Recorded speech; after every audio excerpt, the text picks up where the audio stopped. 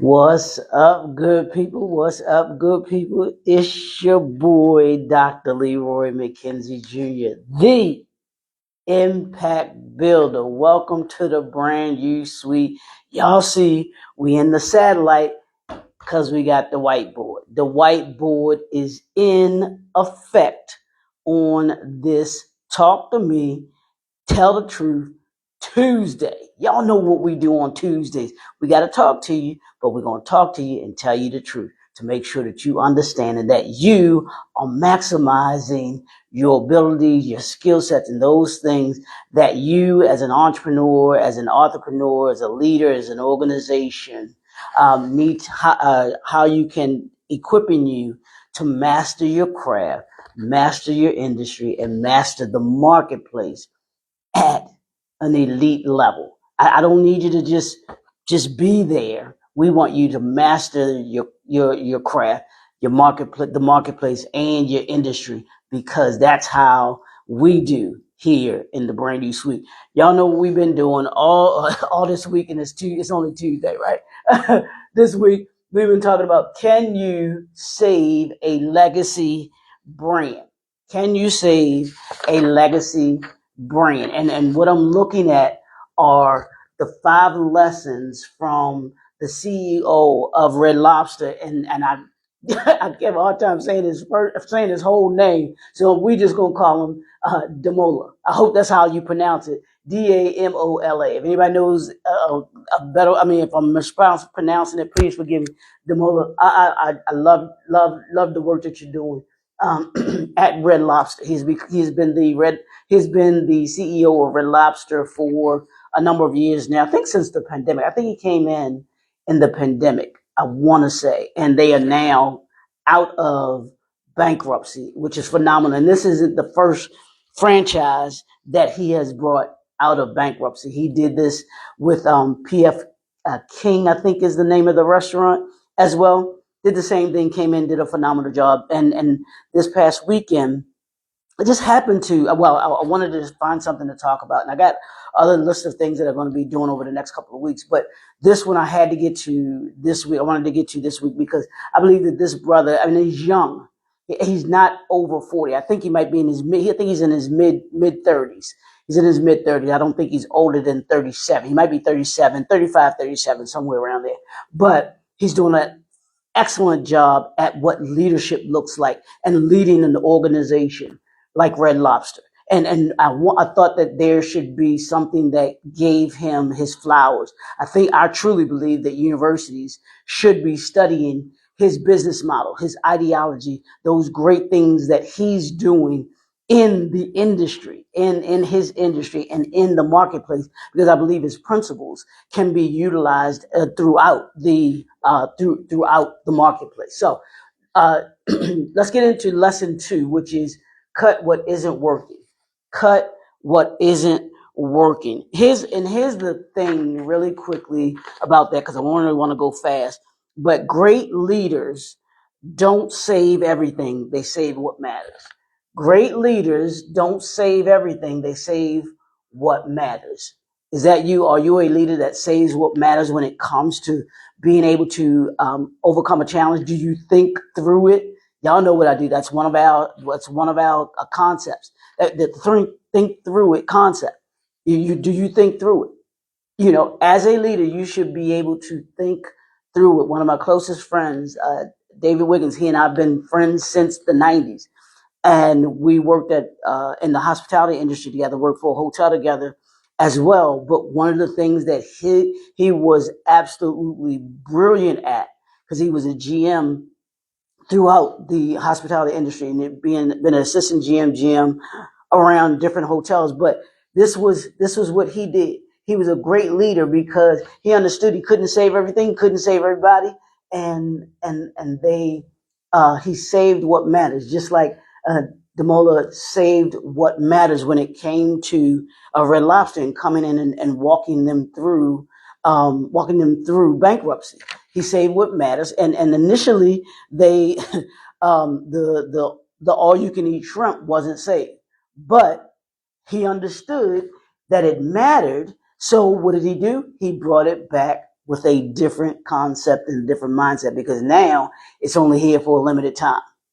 You can only get the all you can have shrimp. It's not going to be here all day, every day, because they were losing money off of that, which I thought was a brilliant idea. He understood he saved it, but he knew initially that he had to get rid of it if they were going to save the company. Here's the problem that a lot of organizations and even industries actually have too. Too many brands hold on to products, hold on to services, systems, and ideas that no longer produce results.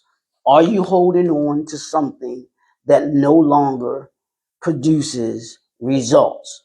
What I always say, there's an offer. What are you going to produce? What are you going to deliver? If any of those three are out, if your offer isn't good, you got to change your offer. If what you're producing isn't good, you got to change that. If what you're delivering isn't good, you got to change that. Those three dynamics you must be willing to let go of if you're going to save a legacy brand. Some managers, some leaders get it. Some entrepreneurs get it. Some entrepreneurs get it. Some don't. Those that get it tend to be around longer. So let's talk about these couple things I want you to think about today. What I want you to think about. I'm gonna talk to you about today. Why leaders struggle to let go. I want you to put in the comments. I want you to put one reason why leaders struggle to let go. Give me that. I want you to put that in the comments there. What's one reason you believe that leaders struggle to let go? Is it they're hoarders? Where they got to hold on to everything. They're afraid of letting go. Even I'll use this real quick. In the NBA Finals, the San Antonio Spurs against the Knicks. The San Antonio Spurs, part of why they lost and why the Knicks were able to come back from 28 points down or 29 points down, let me get that right, was because their coach, who was a young coach, he was afraid to let go of what wasn't working. All we know is how to shoot threes. Well, if all you know how to shoot threes and your threes aren't falling, what are you going to do? You have to know how to let go of things. That's not working. Move. And that was the opposite of what Mike Brown did, the coach of the Knicks. He understood, hey, this isn't working. We down by 29. Something's got to change. Something's got to give. He was willing to change something. And when he changed it for the better. The San Antonio Spurs coach didn't change it, and it wound up costing them the NBA Finals this year. Second thing is the cost of emotional decision making in business. Is being an emotional decision maker costing you your business? Is it costing you your brain? You've got to think about that. And I get it. We're all emotional creatures. We are, regardless of what people are trying to say that men aren't emotional creatures. Yes, we are emotional creatures, just like women are emotional creatures. But that's another story. But are you an emotional CEO? Are you an emotional leader? Are you an emotional entrepreneur where you can't let go of certain things, or you can't let go of a certain employee? I get it. You like them, but they're doing a horrible job. in the movie with Denzel and Spike Lee, I loved it where he was the jazz player, and Spike played his Mo Better Blues. He plays Spike plays Denzel's manager, and there's a scene in the movie where Denzel has to fire Spike.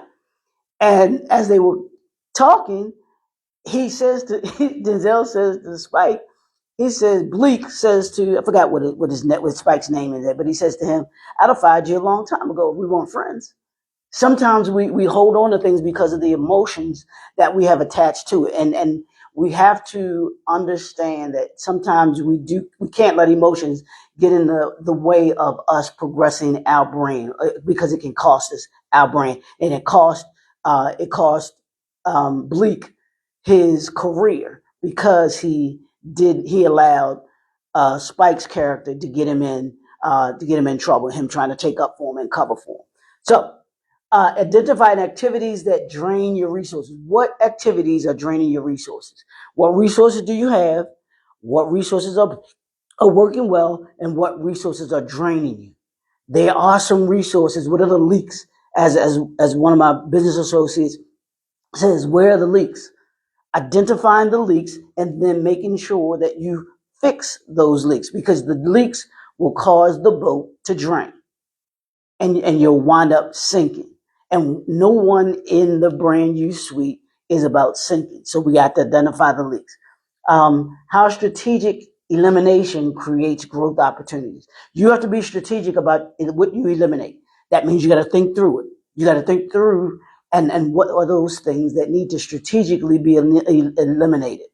Because what that will do is it will give you more growth opportunities, just as it did for Red Lobster and DAMOLA. He figured out, hey, here are the things that we can eliminate, but we got to be strategic about it. One of those strategies, like I said, was the all-you-can-eat shrimp.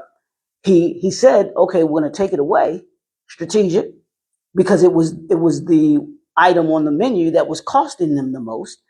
But then he said, hey, this is one of the foundational pieces of our menu. Let's bring it back, and let's bring it back for a limited time. McDonald's did the same thing with the McRib.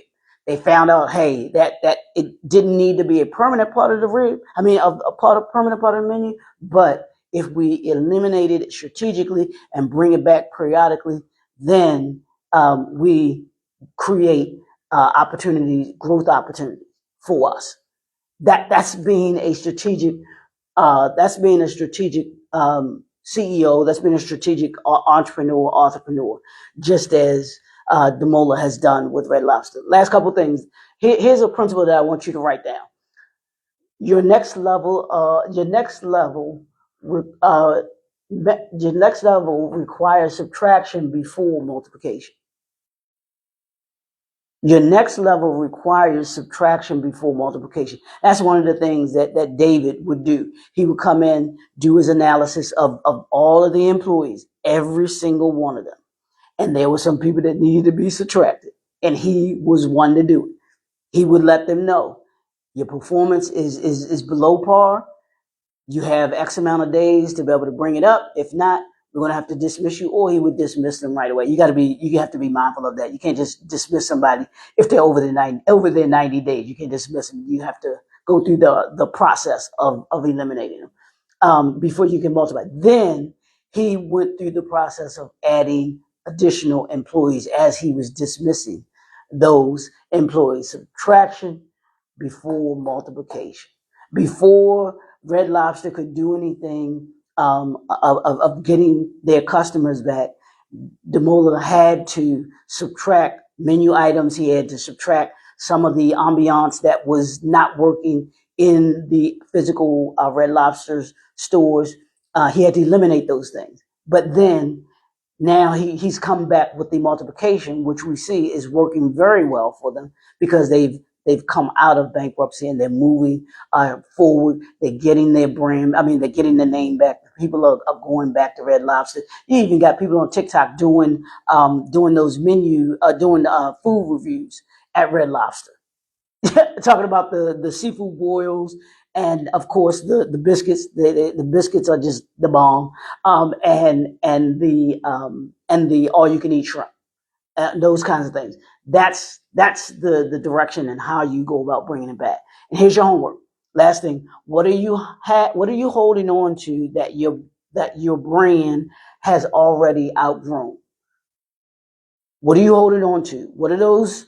What are those activities? What are those emotional decisions? What are those things that you're holding on to that are causing your brand not to be able to move forward, that you've outgrown, that you see are no longer working, that you say, hey, you know what? Yeah, we got to take a serious look at this, because it's not working, and it may just need to be tweaked, versus something that needed to be actually all the way removed. Notice I just talked about the all you can eat shrimp.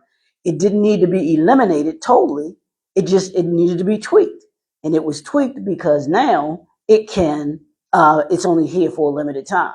Now we'll see, because that might be a strategy as well too. But but that in and of itself is a strategy saying, look, it's only here for a limited time. You got to get it while you can get it because it's going to be gone because we can't afford to have it, on the menu all the time because it's costing us money on our bottom line. It's impacting our bottom line. So that's what I got for you today. If you want to go into greater detail about these 5 lessons and we want to talk about your brand and how we can assist you in being able to bring a little more elevation to your brand this year, because y'all know this is the year of elevation, right? Y'all do know that this is the year 2026 is prepared for elevation, right? And we're 6 months in. We're 6 months into 2026. So I want to make sure that you're elevating at the right pace, at the right time, that you're getting to where it is that you want to be able to get to. And if not, let's take a look. Let's take a look under the hood, see what it says. We can talk about your vision, talk about how we can assist you to be able to bring that to reality. So that's what I got for you. You can also hop on over to the YouTube channel. There's so much more material there. I want you to go there. I want you to subscribe, hit the like button, hit the share button. Share this with another entrepreneur, another organization, another leader, another entrepreneur that you believe can benefit from the information that we're talking about here. And I want you to be able to use it yourself today to make you 1% better and assist someone else to be 1% better as well too. So it's your boy, the Impact Builder. We'll talk to y'all tomorrow. We'll be right back here. Peace.